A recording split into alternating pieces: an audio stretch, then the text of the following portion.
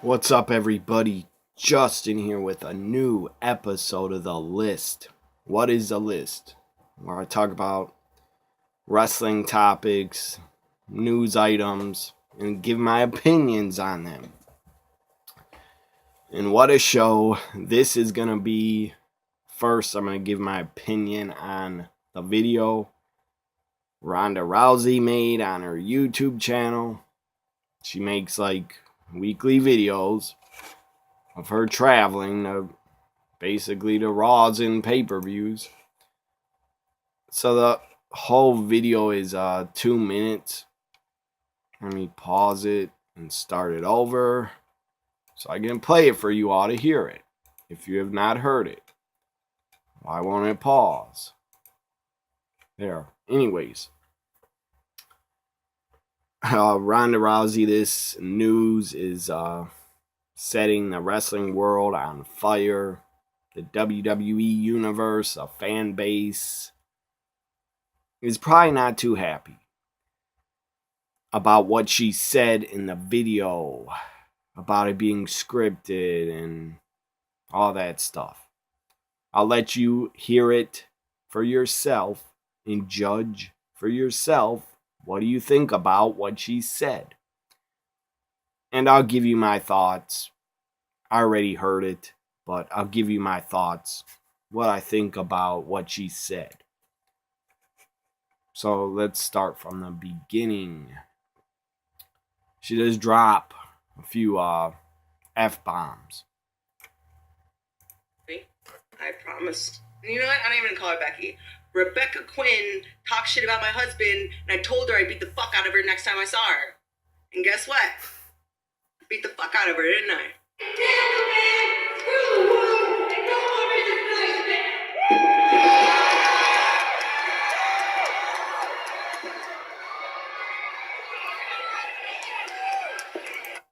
They're showing footage of Ronda beating up Becky. It's been building up in me since Survivor Series. 100%. Yeah. Because me and Charlotte put on, I mean, it was a hell of a fucking match.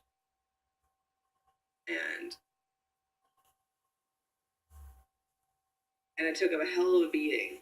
And there wasn't a person there that wasn't completely fixated on everything that was going on every single second. We completely stole the show, the whole card. And in the same venue where... Let me pause it for a minute. But this is the real Ronda Rousey. Dropping F-bombs, saying whatever she feels. I believe she is speaking from the heart. I believe, I really don't know. I'm not really sure if WWE would be okay with everything she said. I'm not sure. Did she warn them, tell them ahead of time? If I had to guess, I would say yes. Yes. They probably are happy. WWE is probably thrilled. Man, they're probably not thrilled with the F-bombs, but it's her YouTube. She can say whatever she wants. It's not Raw or SmackDown or pay-per-views. So, they're probably happy. This is just getting more promotion to WrestleMania. And for everybody, everybody's talking about what Ronda said and what Becky said, their Twitter feud, and what Ronda said in her video. Everybody's talking about it. So I believe every fan is going to tune in to see what happens at WrestleMania. I fought Kat. So I'll go back a bit. And in the same venue where I fought Kat Zingano at home, they booed me out of the stadium. And it was just such a slap in the face. I'm just like, you know what? Fuck you people. Fuck all you guys. Like, even Los Angeles. They don't have any fucking pride in their own city at all. They don't. Oh, the Lakers are winning now. I'm gonna go for Lakers. Oh, the Clippers are winning now. I'm gonna go for the Clippers. I don't think anybody fucking knows the Rams are there. And the fucking Dodgers got booed out of the stadium at home during the World Series. You know what? That whole city is just a bunch of people who are fucking transplants. They're trying to escape shitty ass fucking Ohio, wherever the fuck that they're from, and they have no pride in LA. And they're gonna come to our fucking games and shit on our teams and say, "I'm fucking from Los Angeles. I've been living here for 10 years." No, you're fucking not. So it's been bubbling up in me since then. So tonight when you were giving your promo, and it wasn't a promo. They gave me other things to say. I didn't fucking say it.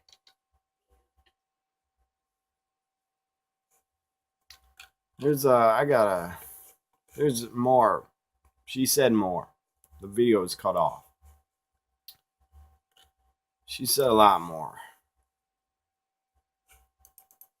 So she rips LA. She sounds really legit angry that she's being booed, that she was booed. Who cares? She seems a bit too upset about being booed in LA. Get over it, Ronda. So what? You can't control the fans and what they're going to do. So I need to get the rest of the video. Because I know she had more to say. So let's see how long. Maybe this is the part where she went off. I don't know. so tonight when you were Here it is. giving your promo, The rest. and It wasn't a promo. They gave me other things to say. I didn't fucking say it. So think it's not a fucking promo. It's not an act. I'm not going out there and doing their fucking act. Let me just pause it. She says she did not say what they had written down for her. It was not a promo. It was not scripted. I don't believe it was. She came up with it on her own. But WWE approved it. They approved it, in my opinion. And she told them she was going to say that. That's just my opinion. I don't think she went off script. But it's a possibility because she was really angry at Becky for attacking her husband on Twitter. So maybe she did go off script. Who knows? It could be both ways. She either told WWE or she did not. Act anymore. They can say I'm not going out there and doing their fucking act anymore. They can say it's part of the act and try to save face to everybody else, but it's not an act. I'm going out there and doing whatever the hell I want, and they can explain it away however they want, but fuck them. Everybody, WWE Universe included. I meant that I'm going to disrespect the sport that they all love so much. Oh, don't break kayfabe, Ronda. Wrestling's it's scripted. It's made up. It's not real. None of those bitches can fucking touch me. The end. There, she went off. She goes on. She almost said the F word about wrestling. I'm not gonna say the F word. I'm talking about the FAKE. That word. I'm not gonna say it. She almost said that, but she said it's not scripted, people. She said I could destroy these women, and she brings up I'm disrespecting their sport they love so much. Now, this is not a wrestler. A WWE superstar never before. Never before, in my opinion. Except for maybe Stone Cold doing that to people. Flipping off Vince and cursing.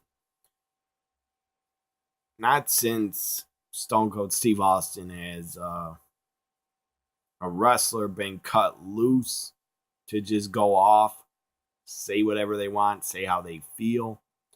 It feels real, and I like it. Her comments do not offend me because a lot of what she said is true. We all know that. We've all known it, and we still watch and we still love it. We all know it's scripted. Doesn't matter. Doesn't matter. Yeah, everybody enjoys movies. Those aren't real either. Unless they're true stories. But my point is, TV shows, movies, they're not real. And we enjoy them. And us wrestling fans, in the wrestling community, we love and enjoy wrestling. So that part does not bother me. Where she said it's scripted and I'm disrespecting the sport. She is just saying all that to get heat. She, I guess, wants to be hated. And she looks more comfortable talking. This is the real Ronda Rousey. This is how they should have treated her after WrestleMania. Instead of her coming out smiling all the time. That was not good. I understand her debut at WrestleMania last year. She couldn't control herself. She had to smile. She couldn't just come in as a heel because that would have been stupid. She had to be the face. She had to smile and be the good guy because she's taking on Triple H and Stephanie, the evil authority, last year. But this is the Ronda Rousey, the attitude of, and I don't really care if she doesn't love the business. Obviously, I think she does because WWE came after her. Yes, they offered her a lot of money, but still, I don't think anybody would get involved. Why would you get involved to go on the road all the time, beat your body up? Why would you do it if you don't love it a little bit? And I think she loves the business. But this Ronda Rousey cutting real life, just realistic promos, it's great. It is best for business. It's going to sell tickets. It's going to get people to subscribe to the WWE network. It's going to get people to buy the pay-per-view if it's still on pay-per-view. I don't know.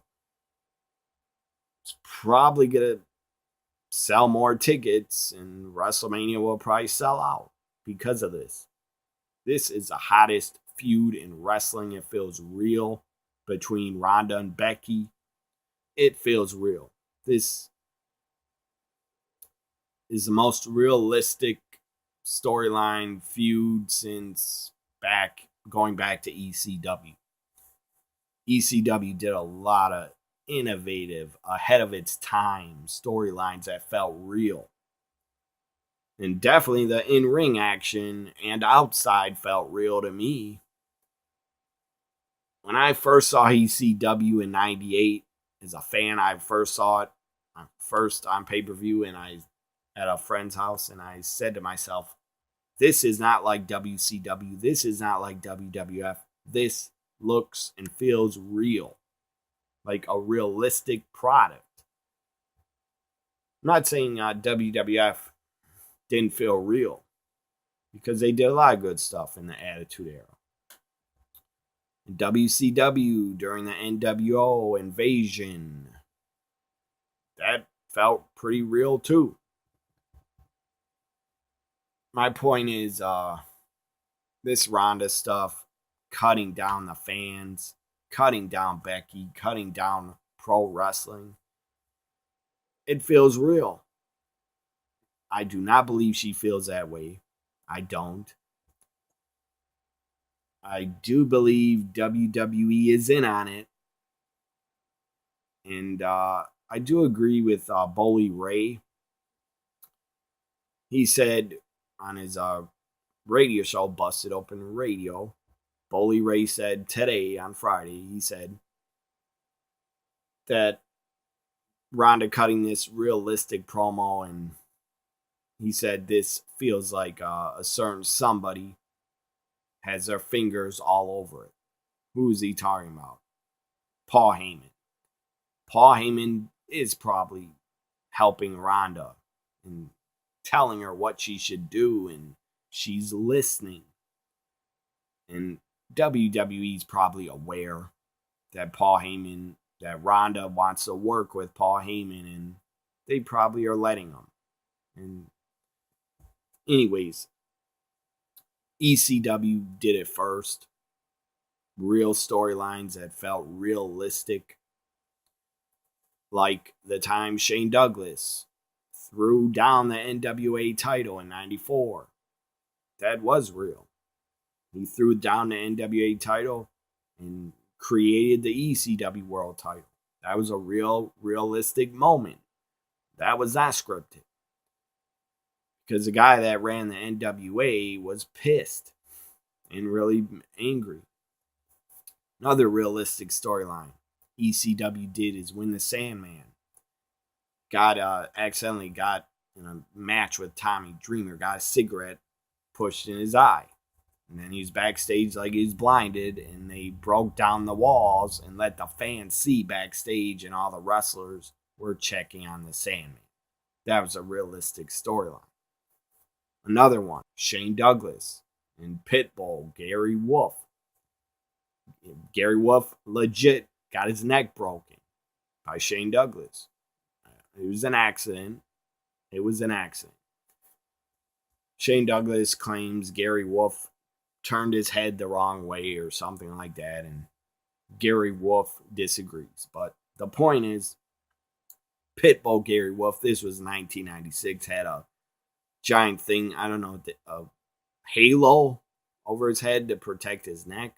I don't know what else to call it. It was like a halo with all these metal bars, and the guy could not move his head. He had like a thing around his forehead with like screws in it. So Pitbull Gary Wolf gets up on the ring apron. Shane Douglas grabs the bars to the thing that's protecting his neck, starts shaking the guy, and then he falls to the ground. The fans are pissed. It felt real, and I believe it was. That was a legit, real heat. That was our storyline. I don't think Shane Douglas told anybody he was gonna shake Gary Wolf and by his neck thing that was protecting him after he had a broken neck and I believe surgery.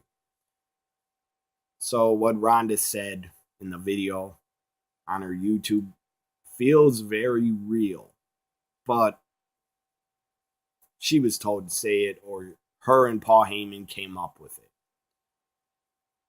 I believe Ronda would exclusively want to work backstage with Paul Heyman and ask for his advice and what he thinks should go on before WrestleMania and what they should do.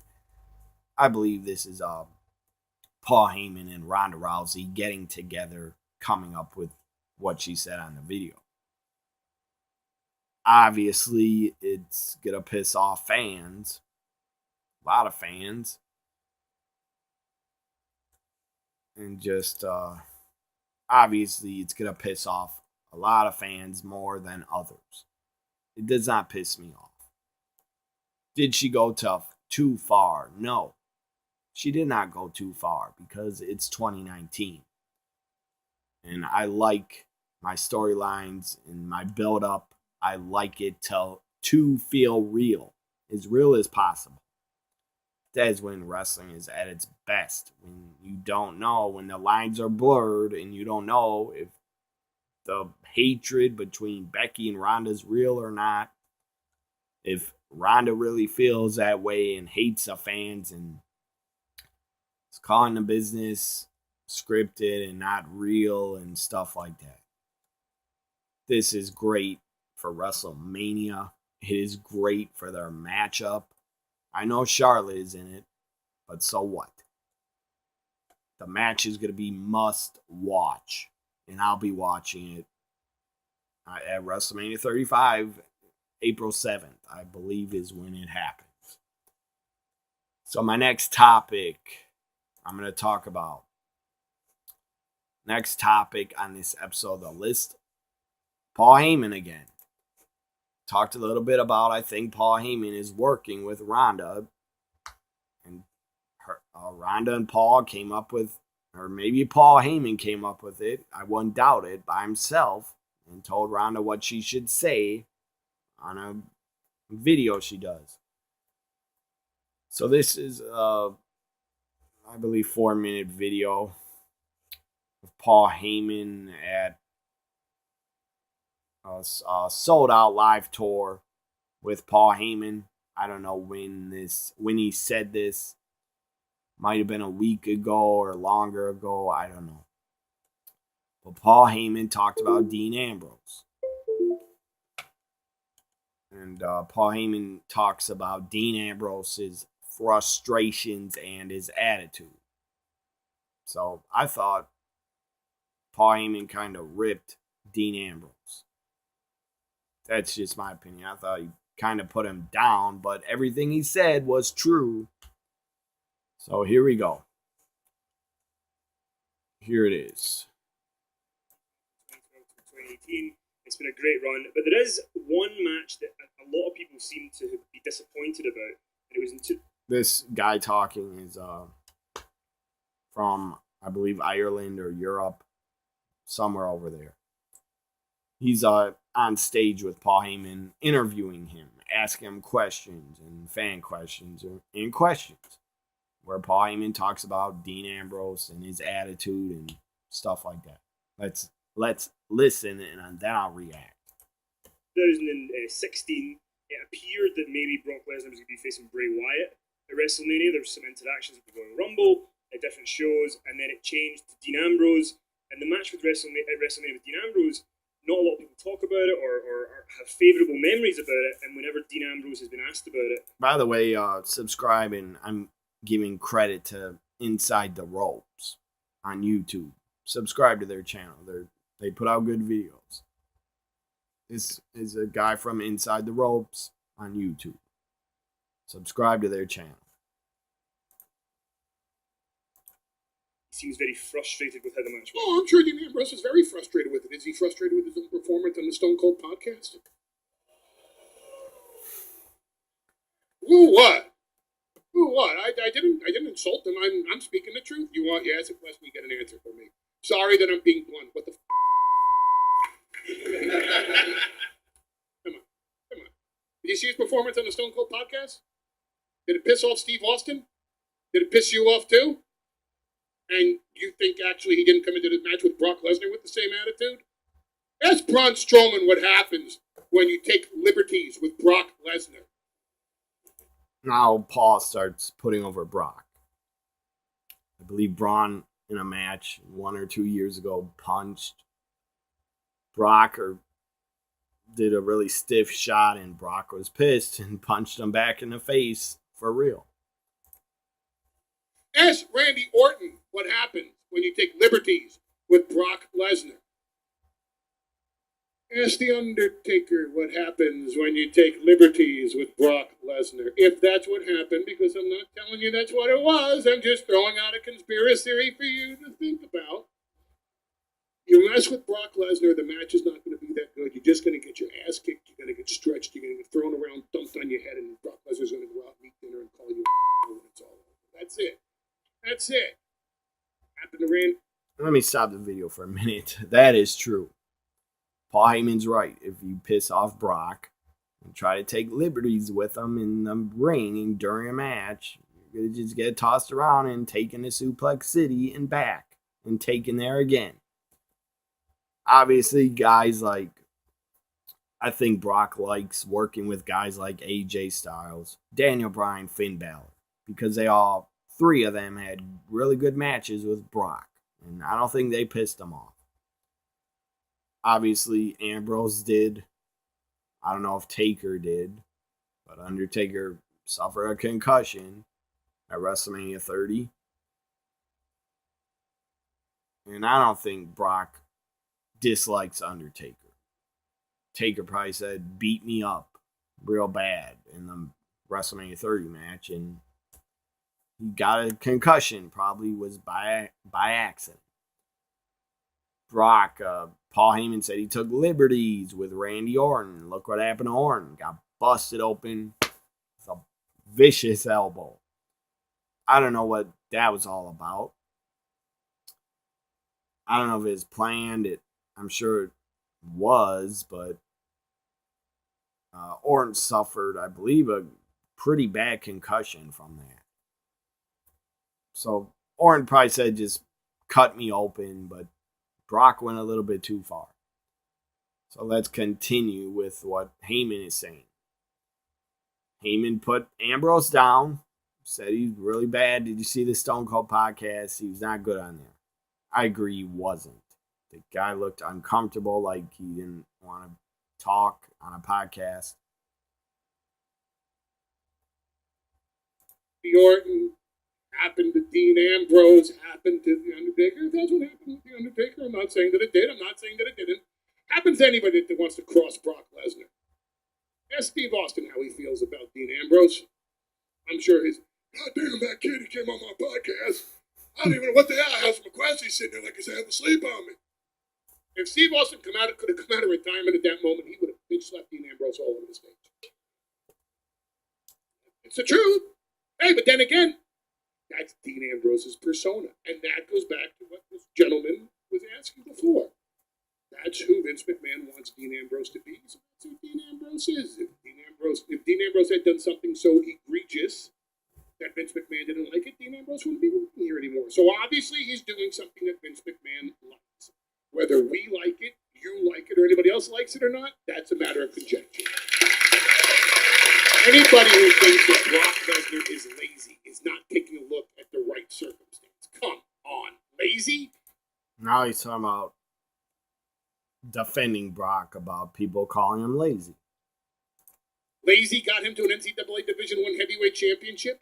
Lazy had him knock out Randy Couture in his 4th MMA fight, the greatest heavyweight champion of all time in UFC. Brock Lesnar didn't grapple Randy Couture, take him down, tap him out. He knocked out Randy Couture in his 4th professional fight. He works his way back to WWE after almost dying from diverticulitis. He comes into this. I will say about Brock knocking out Randy Couture, the UFC legend. The guy was a lot older than Brock. And Brock was a beast in his prime. Randy Couture was not in his prime at the time. He was older, and I didn't think he was going to defeat Brock.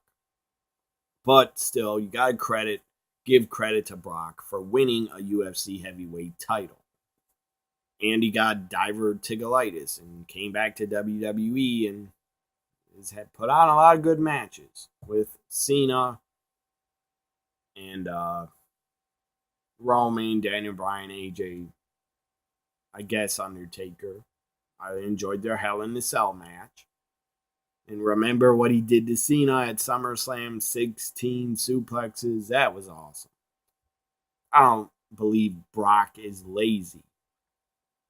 If the guy wants to work and put on a really good match, he can, and he's able to.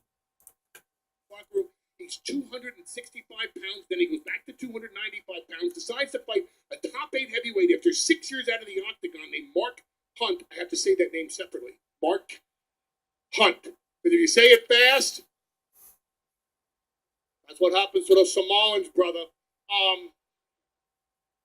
Goes down to 265, beats Mark Hunt, and then comes back at 295 6 weeks later in WWE.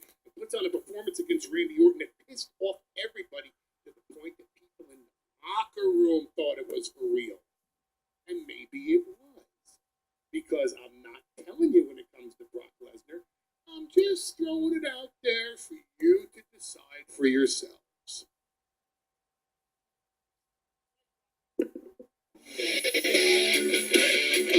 So there it is. It says about he was talking about after Brock busted open Randy at SummerSlam. Backstage, people wanted to fight Brock and were pissed. One of them, I know for sure, was Chris Jericho. wanted to fight Brock and challenge him to a fight because he was upset about his friend Randy Orton being injured. Jericho, that would not be smart. I know you thought you could beat up Brock. Brock would kill you. In my opinion, Brock would probably beat the hell out of any wrestler that would challenge him. He probably would. The guy's legit tough, and the guy's a shooter. The guy's a great amateur wrestler, and the guy can fight. I don't care if the guy's on roids or not. Brock Lesnar is a tough SOB that could kick ass. Another guy that is a legit shooter, Kurt Angle. Anyways, that was pretty entertaining to hear Paul Heyman talk about Dean Ambrose. And said Dean Ambrose had a bad attitude. Basically, that's kind of buried Ambrose a little bit, but then he defended him and said, "You're getting the Dean Ambrose that Vince McMahon wants. That's what you're getting." And obviously, Ambrose is probably tired of it. He doesn't want to be that Dean Ambrose anymore under a PG product. He wants to be his old self. He's frustrated. I don't blame him. The guy's been there a long time. It's nice to have a change in your life. Go to a new workplace. Start fresh. That's what I hope Dean Ambrose does. I hope he does leave and sign with AEW or Impact. Because Ambrose, I don't see him staying in WWE, and his character, Dean Ambrose, is going to be boring if they don't let him just go off and be himself and not be PG. And just be like nuts, like unhinged, but I don't think they'll do that. Obviously, WWE wants Ambrose to stay. They offered him a lot of money and a new contract to stay, but I don't think he wants to stay. But I could be dead wrong, and we could all be swerved after WrestleMania, or a month later, Ambrose could show up and attack Roman. Who the hell knows? Or attack Brock. I don't know. I wouldn't be shocked, by the way, if Brock Lesnar retains at WrestleMania. I would not be shocked. So, next topic, I'm going to talk about two more topics. They're going to be short. Jeff Jarrett joins a creative team. Jeff Jarrett is joining a creative team. That's good, in my opinion. It's a good idea to put him on the creative team. The guy knows wrestling and has been around for decades. He damn for sure knows more than Dana Warrior. And he definitely knew a lot more than Dixie Carter when he worked in TNA. But Dixie and him, they eventually parted ways. So it says Jeff Jarrett has joined a creative team according to PW Insider. The Hall of Famer has joined a creative team in a full-time basis, an executive level role. I don't know what executive level role means, but he's joining a creative team. I think that's a good idea because I do think I'm not a fan of Jeff Jarrett, the wrestler. I never hated him, never really disliked him, but he shouldn't have been a main event talent. Should have never been a WCW champion. But I do think Jeff Jarrett has a great wrestling mind and can help the creative team and help the product be better. I hope he makes the product better. Same with Bruce Pritchard. I hope he makes it better too, because I just want a better product. I don't think Dana Warrior is going to do a damn thing to make it better, but I do think Jeff Jarrett and Bruce Pritchard will help. Because at least Bruce Pritchard has been in the business and has a good wrestling mind, and Jeff Jarrett has been in the business, has a good wrestling mind. Dana Warrior does not. I don't think she probably doesn't even know the difference between a wrist lock and a wristwatch. And all the writers they hire from Hollywood or TV, they shouldn't be on the creative team because they don't know a damn thing about the business, especially if they didn't grow up as fans and understand it. So I think it's a good idea to have Jeff Jarrett be Pete. Let me start over. I think it's a good idea to have Jeff Jarrett be a part of the creative team. Final topic on this episode of The List. I'm going to talk about his AJ Styles and his contract update. It says, according to Wrestling Observer newsletter, reports that the Phenomenal One AJ Styles is expected to re-sign with the company when his contract expires in April, probably after WrestleMania. Said some fans considered AJ giving AEW a look, but I do not expect AJ to leave WWE. I just don't. Styles has a good relationship with vice presidents, the Young Bucks, and AEW would obviously love to sign AJ if they could, but they expect for him to remain with WWE. Goes on to say AJ turns 42 this summer and enjoys this stability he has with his career in WWE. He turned his speaker off. So, goes on to say Styles does not have a match at Fastlane. Everybody knows that. Also,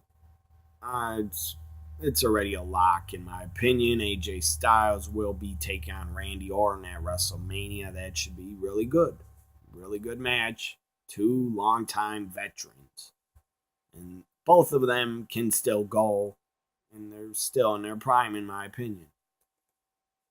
So I hope you enjoyed this episode of The List. Talked about Ronda Rousey's video.